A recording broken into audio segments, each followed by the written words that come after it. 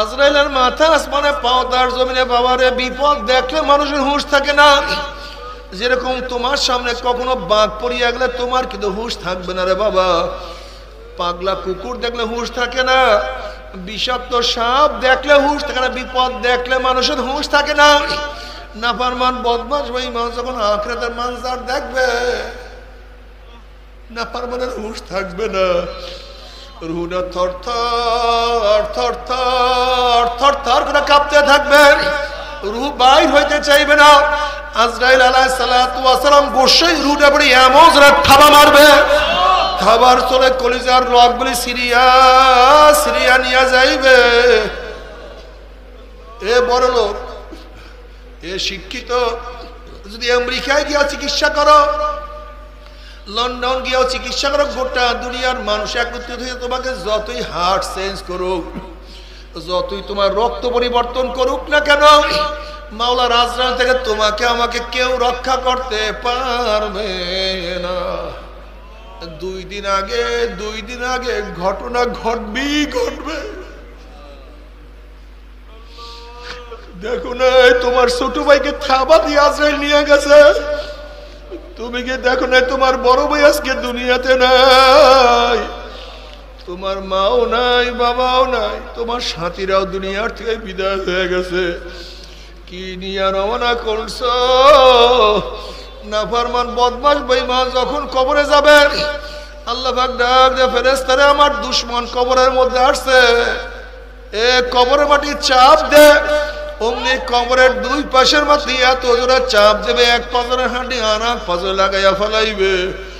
এ ফেরেশতারা কবরের মধ্যে আগুন ধরাইয়া দে, অমনি কবরটা হুফরাতুম মিন হুফরাইন নার, জাহান্নামের কুয়া হইয়া যাবে। এ সাপ জড়াইয়া ধর, অমনি ৯৯টা সাপ জড়াইয়া ধরবে। নবী আলাইহিস সালাতু ওয়াস সালাম ফরমান, কবরের সাপ এত বিষাক্ত হবে, আল্লাহু নাফাকা ফিল আরদি মা আনবাতাত খাদরা, দুনিয়ার কোন কর্নার থেকে ওই সাপ যদি ফুঁক মারত, তাহলে গাছপালা তরুলতা সব বিষের সরকার হইয়া যাইত, একটা ঘাস পর্যন্ত উপরে মাথা জাগাইতে পারতো না। এরপরে কিয়ামতের ময়দান বাবারে,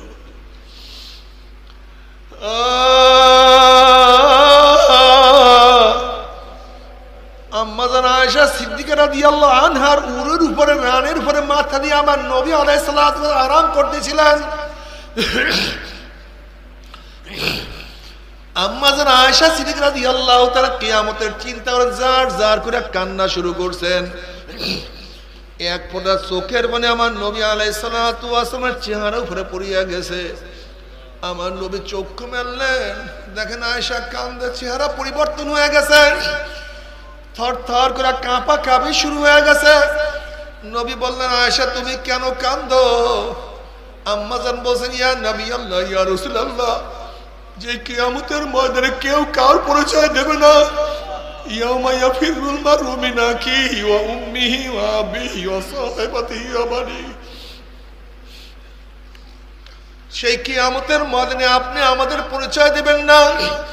নবী আলাইহিস সালাতু ওয়াস সালাম, আয়েশা রে,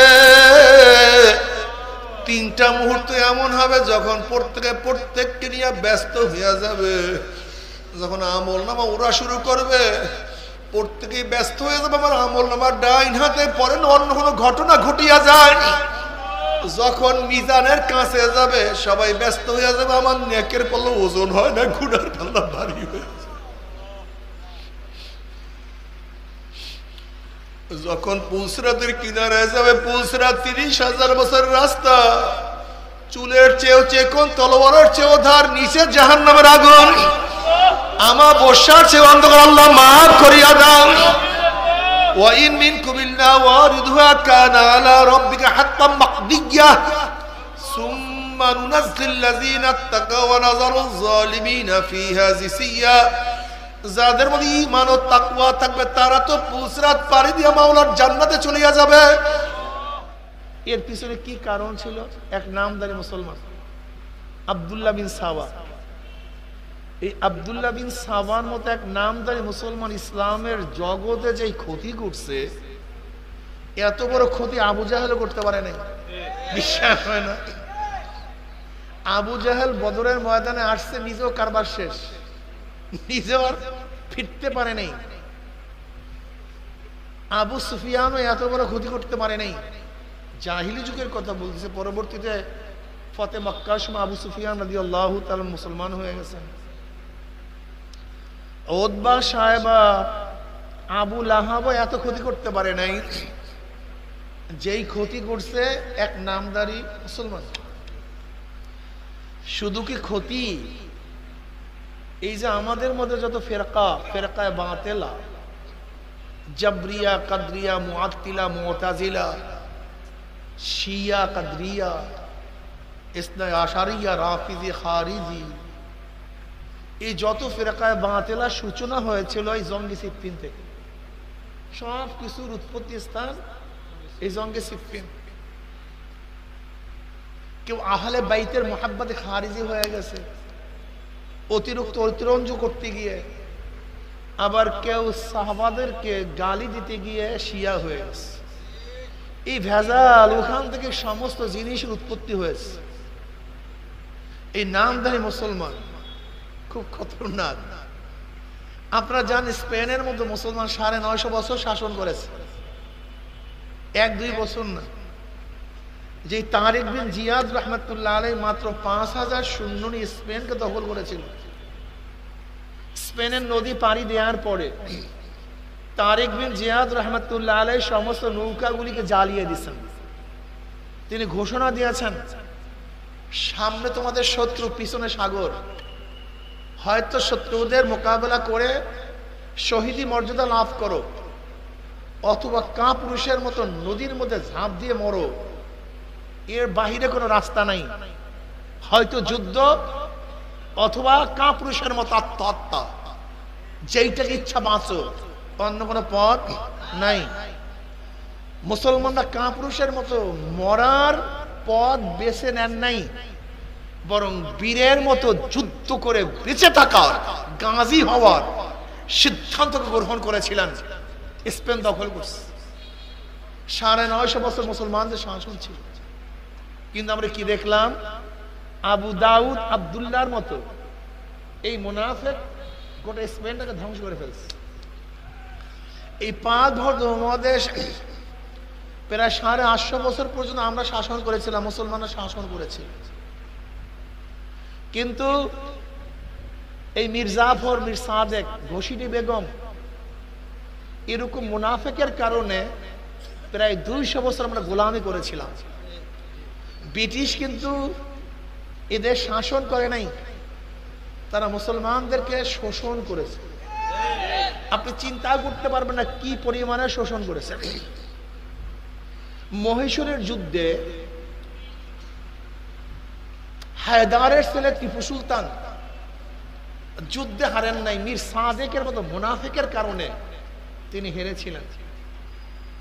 যুগে যুগে নামধারী মুসলমান ইসলামের যে ক্ষতি করছে আপনি চিন্তাও করতে পারবেন না। আজকেও আমাদের দেশে হাজারো নামধারী মুসলমান আছে। মসজিদে গেলে আল্লাহু আকবার, মসজিদের বাহিরে মাউসুতুন আকবার। মসজিদে আল্লাহু আকবার, মসজিদের বাহিরে আব্রাহাম লিঙ্কন আকবার। মসজিদে নবীর আদর্শ মানে মসজিদের বাহিরে ডেমোক্রেসির আদর্শ মানে। মসজিদে ইসলাম শরীয়ত অনুযায়ী নামাজ পড়ে, আর মসজিদের বাহিরে সেকুলার অনুযায়ী ইবাদত করে।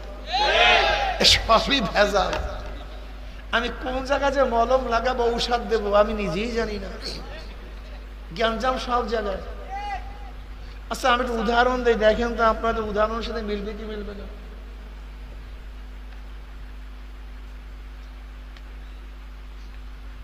মিলবে কি মিলবে না দেখেন তো। আওয়ামী লীগের স্টেজ, কিসের স্টেজ? 59 মিনিট 55 সেকেন্ড শেখ সাহেবের, শেখ হাসিনার জয়ের প্রশংসা করা হয়েছে। মাত্র 5 সেকেন্ড খালেদা জিয়ার, জিয়াউর রহমানের, তারেকের প্রশংসা করছে। কয় সেকেন্ড? কোনো সমস্যা আছে? কথা বলেন না কেন? আমার কথা বুঝতেছেন না লাকসামের মানুষ? তা কথার জবাব দেন।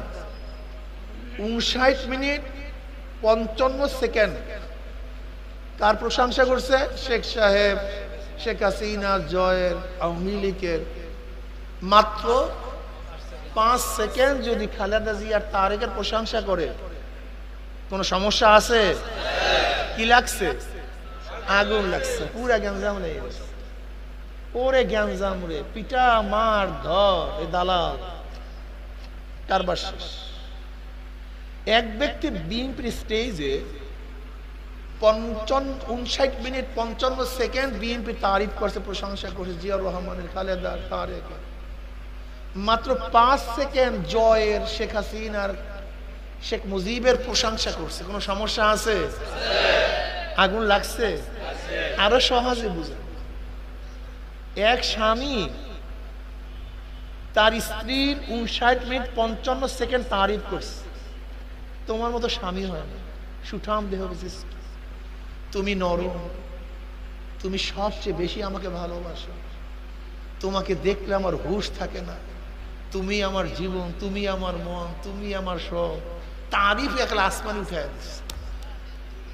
কি কথা ঠিক না? কে প্রশংসা করছে? কথা কয়। কার প্রশংসা করছে? কত সময়?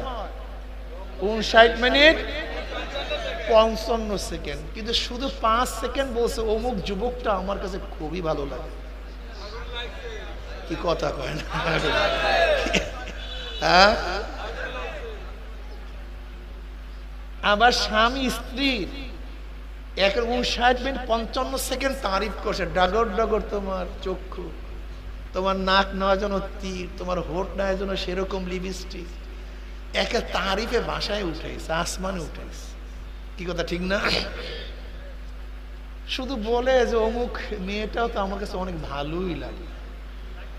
কি ভাত রান্না বন্ধ হয়ে গেছে, কথা ঠিক না?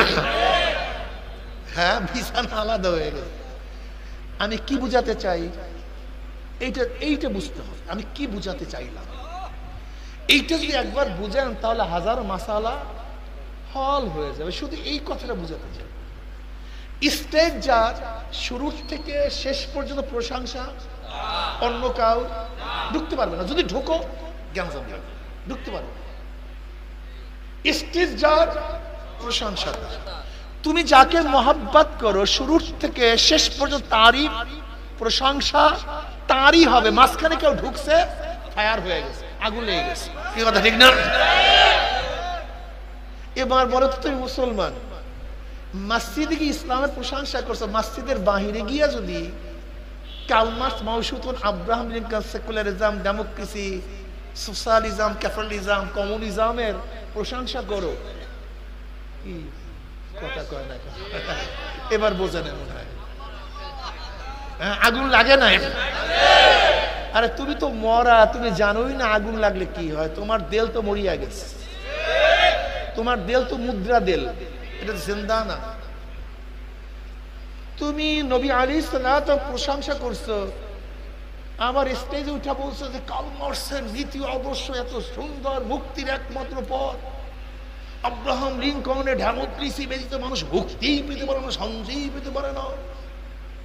সেকুলারিজমই একমাত্র মুক্তির পথ। অথচ মসজিদে বসে ওমা আরসালনাকা ইল্লা রাহমাতাল লিল আলামিন, গোটা দুনিয়ার মুক্তি এবং শান্তির পথ একমাত্র নবী আলাইহিস সালাতু ওয়াস সালাম।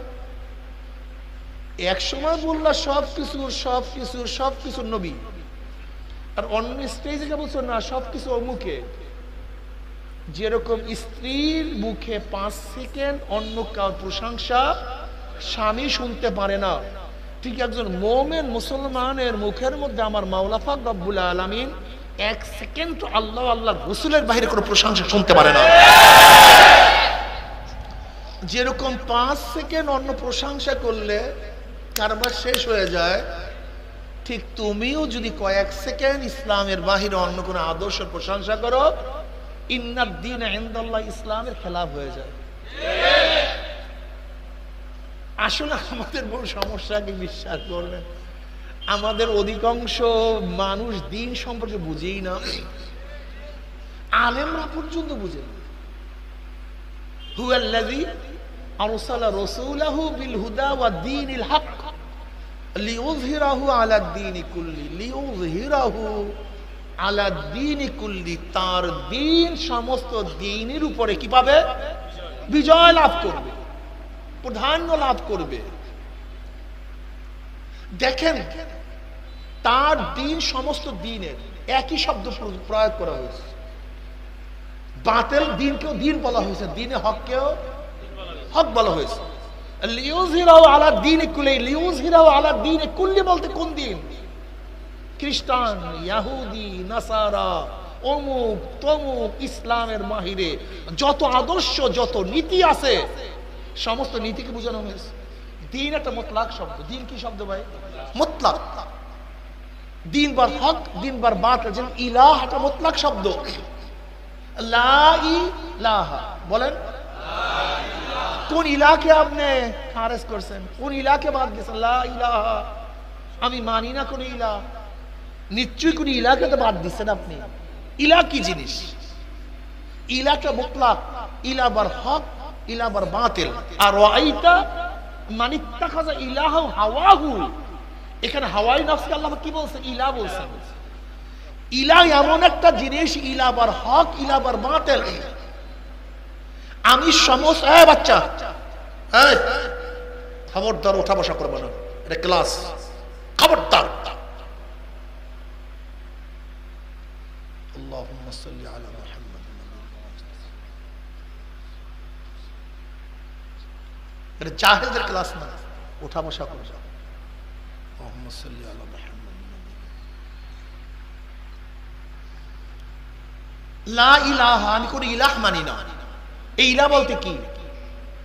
লাত, উজ্জা, মানাত, কালী, দেবী, সরস্বতী, গণেশ, যত ইলাহ আছে। ইলাহ কাকে বলা হয়? যার মধ্যে কোনো কিছুর ক্ষমতা আছে, সেই ক্ষমতা তার থেকে তার প্রয়োগের মাধ্যমে সে উপকৃত হওয়ার কারণে তার সামনে আরাধনা করে, তাকে ইলাহ বলা হয়। যেমন হিন্দুরা কালীকে কেন পূজা করে? হিন্দুদের আকীদা বিশ্বাস যে জোলা কলেরা বসন্ত থেকে ক্ষমতা মাফ করার ক্ষমতা কার মধ্যে আছে? কথা বলেন। যদি আমি কালীকে আরাধনা করতে পারি, আমার ঝোলা কলেরা বসন্ত হবে না। ওরা সরস্বতীকে কেন পূজা করে? ওদের বিশ্বাস শিক্ষা দেওয়া এবং না দেয়া এর মালিক সরস্বতী। আমি যদি সরস্বতীকে পূজা করতে পারি, আমি বিদ্বান হয়ে যাব। ওরা গণেশকে কেন পূজা করে? এমন কোন ব্যবসায়ী দেখবেন না যে ব্যবসায়ীর ঘরের মধ্যে গণেশের ছবি নাই। গণেশ বলছেন তো কোন মূর্তি? ওই যে সুরের হাতির সুরওয়ালা, সেই মূর্তিকে কি বলা হয়? এমন কোন হিন্দু ব্যবসায়ী দেখবেন না যে ব্যবসায়ীর ঘরের মধ্যে গণেশের ছবি নাই, এই মূর্তির ছবি নাই। আপনি যদি প্রশ্ন করেন, ভাই তুমি গণেশের ছবি রাখছো কেন? ফাউনান্সের জবাব দিবে যে ধনী বানানো এবং না বানানোর ক্ষমতা, জোরে বলেন। আমি যদি গণেশকে আরাধনা করতে পারি, সন্তুষ্ট করতে পারি, ধনী হয়ে যাব। এক কথায় তারা বিভিন্ন ইলাহ এর জন্য মানুষের তার কাছে কি আছে? ক্ষমতা আছে। এই ক্ষমতার থেকে সে উপকৃত হবে, এর জন্য তারা ইলাহ মানছে। এর জন্য আমরা কি বললাম? লা ইলাহ। আমি ইলাহ মানি না। কোন ইলাহ? গণেশকে মানি, রাধা, কৃষ্ণ, সরস্বতী, লাত, উজ্জা, মানাত, মারার মালিক, বাঁচাবার মালিক, কাউকে না, সব বাদ। আসলে ওই অনেকে যে মনে করে লা ইলাহা ইল্লাল্লাহ, আসলে এইটার অনেকে তর্জমাই বুঝেন না। এর নিষ্কাল বাজায় দেন। লা ইলাহা ইল্লাল্লাহ আমার মূল উদ্দেশ্য, লা ইলাহা উদ্দেশ্যই না। লা ইলাহা শব্দ তো কুফরি, এইটা আমার মূল উদ্দেশ্য না। আমার মূল উদ্দেশ্য সমস্ত ইলাহকে বাদ দেওয়া। আমার মূল উদ্দেশ্য ইল্লাল্লাহকে বসানো। কি বসানো? জোরে বলেন। লা ইলাহা, নাই কোন ইলাহ। কোন ইলাহ নাই? কোন ইলাহ নাই? হ্যাঁ, তুমি এদিক ওদিক খেয়াল দেওয়া নেই আর বয়ান বুঝবা না। এত সহজ বয়ান বুঝা। প্লিজ এক সেকেন্ডের জন্য জেহেন এদিক ওদিকে নিলে হবে না, প্যাস লাগবে। এর জন্য জেহেনকে ঠিক রাখতে হবে, প্যাস লাগাইয়েন না বয়ানের মধ্যে। লা ইলাহা, আমি মারার মালিক কাউকে মানি না, বাঁচাবার মালিক কাউকে সুস্থ করার মালিক কাউকে মানি না, বিদ্যা দেওয়ার মালিক কাউকে মানি না, আগুনে পোড়াইয়া মারার মালিক কাউকে মানি না, আগুন থেকে বাঁচাবার মালিক কাউকে মানি না, পানিতে ডুবাইয়া মারার মালিক অগ্নি দেবীকে মনে করি না, আমি কোন মনুষ্য দেবীকে পছন্দ করি না, রিজিকের মালিক অন্য কাউকে নাই নাই নাই নাই, কেউ নাই, কোন ইলা নাই, কোন ইলা নাই, কোন ইলা নাই, কোন ইলা নাই, সব বাদ। মনে রাখবেন, যখন কোন জায়গায় রং লাগাবেন, রং লাগাবার কাজটা কি করতে হয়? ময়লাকে উঠায় দাও, নয়তো রং থাকবে না। কোন পাত্রের মধ্যে দুধ রাখবে, প্রথম কাজটা কি? পাত্রকে পবিত্র করবা, তারপরে কোনো জিনিস রাখবা। পাত্র পবিত্র করা ছাড়া কোনো জিনিস রাখা যাবে না। আমার কলবের মধ্যে হাজারো অপবিত্র আছে, হাজারো ইলাহ আছে। আমি মনে করি শান্তি দেওয়ার মালিক ধানের শীষ, আমি মনে করি অশান্তি দেওয়ার মালিক নৌকা, আমি মনে করি শান্তি দেওয়ার একমাত্র গ্যারান্টি ডেমোক্রেসি। এগুলো সবই ইলাম, এগুলো সবই ইলাম আনছেন আপনি, সবই ইলাম আনছেন আপনি, ইলা বুঝেনি নাই, আপনার সমস্যাই। এর জন্য আমি কি করলাম? লা ইলাহা পড়লাম না, কেউ না। আইন দেওয়ার মালিক না, জনগণ না, জনগণ, এটা বাদ, এটা আমার কলমে ছিল।